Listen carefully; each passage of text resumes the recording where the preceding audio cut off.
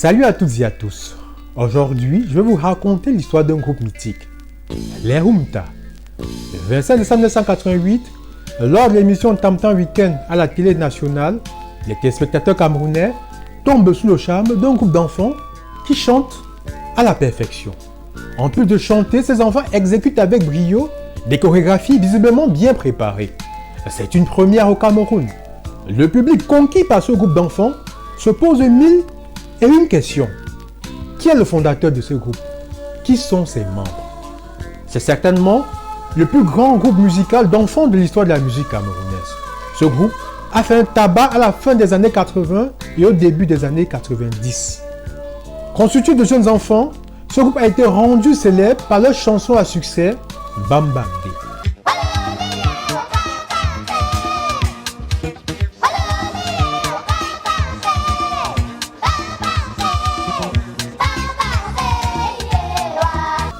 Le groupe Rumta a été fondé par Kembe Pesor Roger, un génie, personnage pluriel, artiste, musicien, producteur, arrangeur. Il accumule un nombre incalculable de casquettes. Il a été un membre influent du YUM, Yaoundé University Music, et s'est notamment illustré en composant les rythmes des Coupes d'Afrique en 1988 et 1986. Sa licence en poche, Kembe Pesor obtient bourse et s'envole aux États-Unis où il obtient un diplôme d'ingénieur en environnement. Puis, travaille dans ce secteur d'activité et ensuite revient au Cameroun dans les années 80 pour travailler à réaliser un rêve qui lui tient à cœur.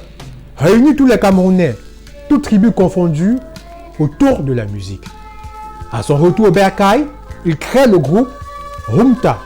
Il a l'idée de faire un casting autour de lui, parmi les enfants de ses amis et quelques membres de la famille. Ses filles, Ariel et Laya, lui proposent également de faire passer au casting à plusieurs de leurs copains et copines d'enfance. La plupart des parents de ces enfants, bien qu'emballés à l'idée de voir leurs enfants chanter, ont du mal à imaginer la portée d'un tel projet. Au départ, le groupe était constitué de 6 membres. Ariel, Laya, Nadia, Linda, Mireille et quelqu'un, oui, c'est son nom. Quelqu'un, c'était un jeune garçon vaillant et extrêmement talentueux. Kembe Pesor croit au jeune quelqu'un et voit en lui un très grand musicien à venir. Tout se passe très bien et les parents du gamin sont réceptifs au projet. Mais peu à peu, les parents de ce dernier commencent à manifester leur réticence et leur a priori par rapport au métier de musicien. Entre-temps, Kembe Pesor avait une idée géniale d'aller chercher son neveu, Duagui Bolivar, à Bafoussam. C'était le fils de son frère aîné, Emmanuel. Il voulait que ce fils fasse partie du groupe. C'est ainsi que les premiers membres du groupe se retrouvent au nombre de 7. Commence alors en 1985 les premières répétitions générales du groupe Rumta. Tous les mercredis, samedis et dimanches.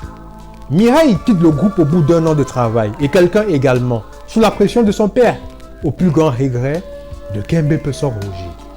Après le premier succès de Rumta, quelqu'un reviendra pour exprimer ses regrets et manifester son désir de réintégrer à nouveau le groupe, ce qui ne se fera pas.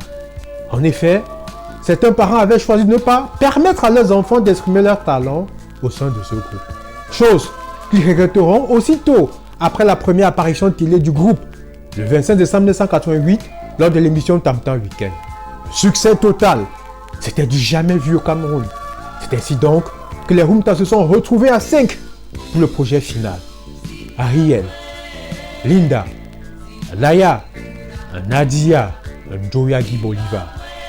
Courant 1987, les premières chansons sont enregistrées, entre autres la fameuse chanson Bam Bam Bé.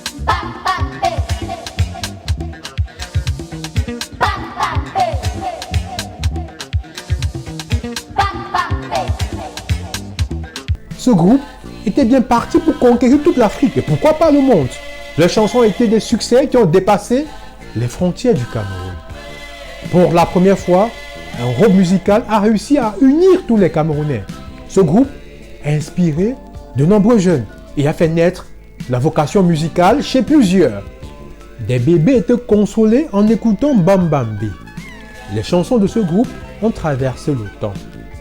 Chaque fois que les Rumta avaient un concert de prévu, il y avait une foule tellement immense que le groupe se retrouvait en train de chanter et d'enchaîner 3 à 4 concerts consécutifs.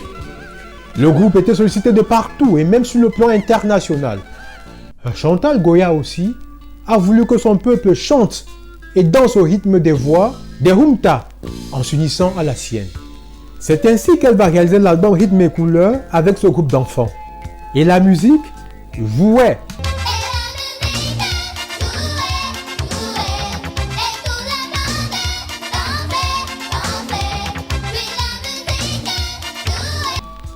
Après le premier album Surprise Surprise qui les a révélés au grand public avec Bam Bam B, les Rumta reviennent avec l'album Fadjiri.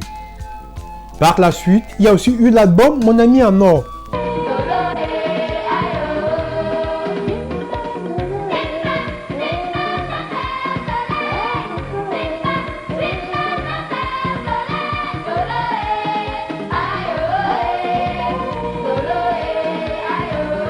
Puis, ils ont grandi et atteint une certaine maturité. C'est l'album Wakoka. Wakoka qui veut dire littéralement « Tu as grandi ».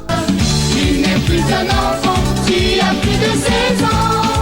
Io et Sélénica, Io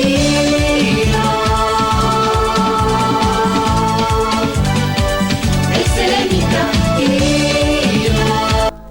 Les chansons de Rumta avaient toujours un message très profond. Un message magnifiant l'innocence de l'enfance. Le titre et son goal, par exemple, est l'histoire d'un enfant qui écrit une lettre à son papa pour lui dire qu'il l'aime.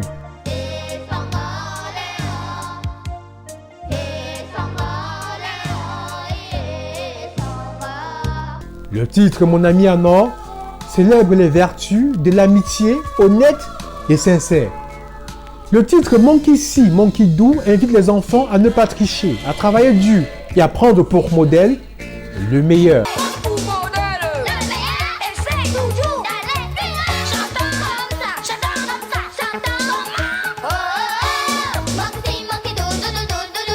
Yo-Yo chante la joie de vivre.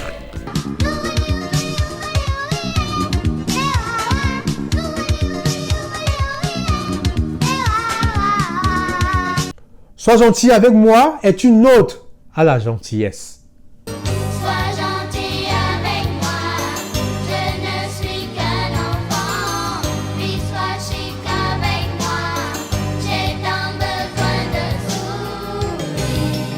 Le groupe a arrêté de se produire lorsque le producteur du groupe, Kembe Pesor Roger, a souhaité changer de registre et faire de la musique dite chrétienne, ce qui correspondait à ses nouvelles convictions. C'était dans les années 94. Mais que sont devenus les Rumta? Les différents membres de ce groupe ont emprunté des chemins différents et se retrouvent un peu partout dans le monde. Laya, l'une des filles de Kembe Pesor, après l'obtention d'une licence en philosophie à l'université de Yaoundé 1, aspirait à une carrière de diplomate. Elle travaille aujourd'hui dans le social en France où elle est mariée et mère de 2 merveilleux enfants. Elle est aussi poétesse à ses heures perdues.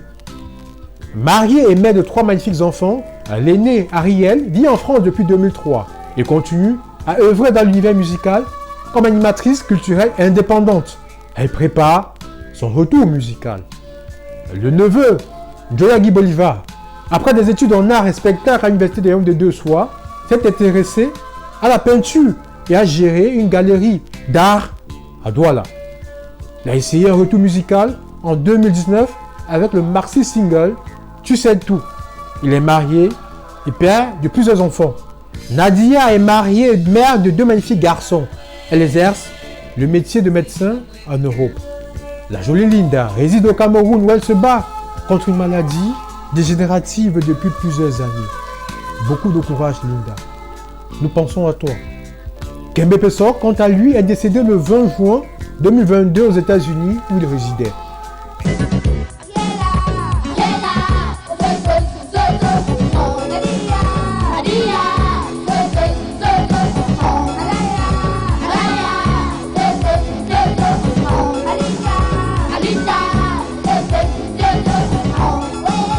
L'oubli est la ruse du diable. N'oubliez surtout pas de lire mon livre en 2 tomes, Les icônes de la musique camerounaise, disponible en vente en ligne sur Amazon. Au Cameroun, à la librairie des peuples noirs, Monté et Seni. À très bientôt pour une nouvelle histoire. Mais ne l'oubliez surtout pas, la terre est sale. Go back de Harold Ketch était de passage.